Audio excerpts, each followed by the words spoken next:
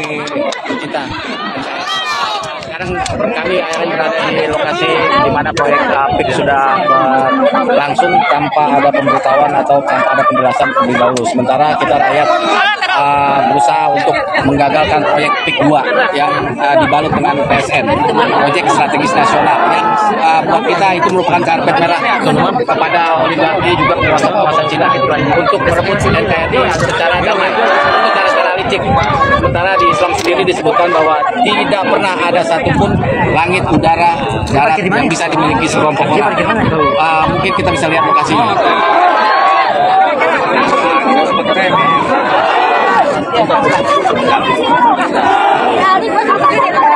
Ya. Assalamualaikum warahmatullahi wabarakatuh. Kemana? Mau kemana? Sini aja.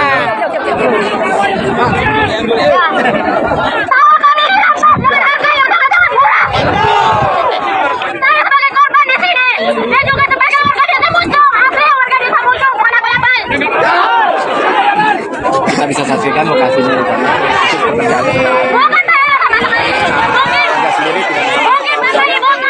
Yang sudah mereka halang-halangi dengan perbuatan pagar. Jadi ini udah jelas-jelas kezaliman yang dilakukan sama pemerintah juga oligarki yang berkuasa bekerjasama dengan para pejabat pemerintah. Ini jelas-jelas penjajahan dari dalam negeri sendiri. Oke, makasih dari ARM. Thank you. Yap, sepertinya kali ini kemarahan warga Banten sudah memuncak sampai-sampai berbondong-bondong ribuan warga mendatangi PIK 2 untuk menyegel. Dan tidak hanya oligarki atau aguan yang jadi sorotan para warga, tetapi Mulyono atau Pak Jokowi dan juga Pak Prabowo jadi sorotan para warga. Warga secara tegas mengatakan bahwa Pak Jokowi adalah pengkhianat negara dan wajib untuk diadili. Kemudian warga juga menegaskan bagaimana agar Pak Prabowo harus lepas dari genggaman Pak Jokowi dan harus bersikap tegas sesuai dengan apa yang menjadi janji-janjinya sebelum menjadi presiden. Apakah Pak Prabowo sanggup untuk mewujudkan apa yang menjadi permintaan rakyat atau malah sebaliknya akan meneruskan program PIK 2 ini? Kita nantikan ke depannya seperti apa tindakan Pak Prabowo. Untuk itu kita lanjut dulu bagaimana aksi-aksi yang begitu luar biasa dilakukan oleh aktivis dan juga warga Banten, di mana dengan keras mengatakan menolak program PIK 2 untuk dilanjutkan. Untuk itu langsung saja ke videonya. Ya, kalau Anda membela akuan, saya tahu Anda udah dibayar. Ini awal itu. Jangan lanjutkan untuk membantu. Terima uangnya, jangan lanjutkan programnya. Saya sampaikan sebagai akhir orasi saya. Pak Prabowo, Presiden Republik Indonesia yang sekarang, apa harus melepas Jokowi? Jokowi pengkhianat. Jokowi pengkhianat. Jokowi pengkhianat. Jokowi telah membuat menyesatkan rakyatnya menjadi pembohong. Oleh karena itu, saya serahkan pada Pak Prabowo, ikuti teladani presiden kita yang terdahulu, Bapak Soeharto.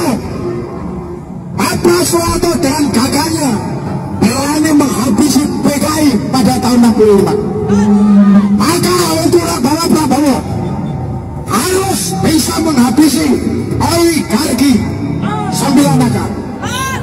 Bapak, kami rakyat akan di belakang. Siapapun yang membela Gede akan harapan saya.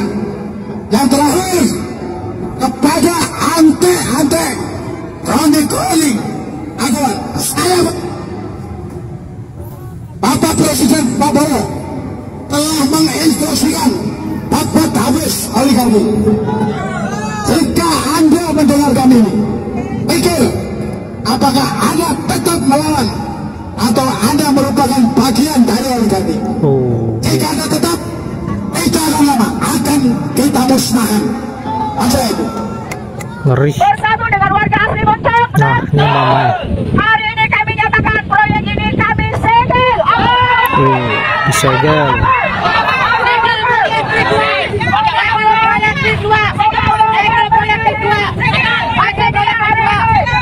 Kami perwakilan pemuda Moncong merasa terzalimi yang katanya Kalimalang tidak diuruk, tapi nyatanya diuruk.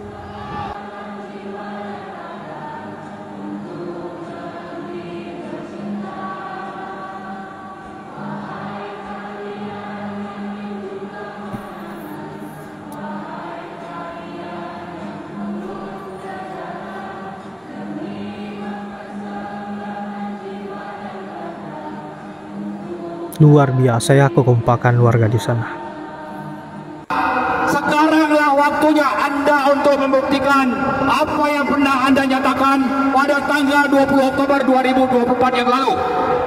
Jika itu Anda lakukan, maka rakyat baik yang ada di Moncong, di Banten dan di seluruh Indonesia akan berada di belakang Anda. Yang catat itu Pak Prabowo. Kami menuntut Anda membuktikan apa yang Anda ucapkan, bahwa Anda tidak hanya omon-omon. Ya, yang kedua, tanggal 30 Januari 2025 Anda menyampaikan pidato pada hari ulang tahun Laku Tenaga Kerjasama TNI Polri 30 Januari, bahwa Anda katakan kalau negara masih ingin eksis, maka TNI Polri harus menjalankan peran menjamin eksistensi negara, menjaga kedaulatan negara, menghancurkan musuh-musuh negara. Jadi karena itu Anda sudah 2 kali menyatakan hal yang sangat diapresiasi oleh masyarakat. Tinggal sekarang buktikanlah omong-omong Anda itu bukan sekedar omong-omong, tapi itu adalah sesuatu yang segera Anda wujudkan. Kemudian berikutnya kita menuntut supaya PSNP PIK 2 segera dibatalkan. Permenko nomor 6 2024 harus segera dicabut. Anda sebagai presiden bisa menerbitkan Perpres atau Kepres untuk membatalkan Permenko nomor 6 2024. Buktikan saja ya kalau Anda ingin mengenyahkan musuh-musuh negara, jogos-jogos oligarki dari negara ini. Buktikan salah satunya dengan membatalkan PSNP 2. Kemudian yang keempat, kita minta rakyat yang sudah menderita, ditindas, diteror, dipaksa jual tanahnya, kehilangan mata pencarian, sampai sekarang ini ada sungai ditutup Kalimalang. Anda harus minta ganti rugi kepada konglomerat, yaitu Aguan dan Antoni Salim. Antoni Salim adalah orang terkaya di Indonesia yang asetnya harus diambil untuk mengganti semua yang sudah dirugikan, yang sudah dialami kerugiannya oleh rakyat yang ada di sini, termasuk kerugian negara dengan mencaplok sungai, irigasi, laut, jalan-jalan dan sebagainya. Itu adalah milik negara yang harus dibayar oleh Aguan dan Antoni Salim. Bang Oblas. Gua kata juga apa? Tuh, orang Kohot udah ngelawan tuh. Ini buat dari lain nih. Ayo, lawan PIK. Orang Kohot hari ini pagi tadi udah datang ke PIK 2. Karena apa?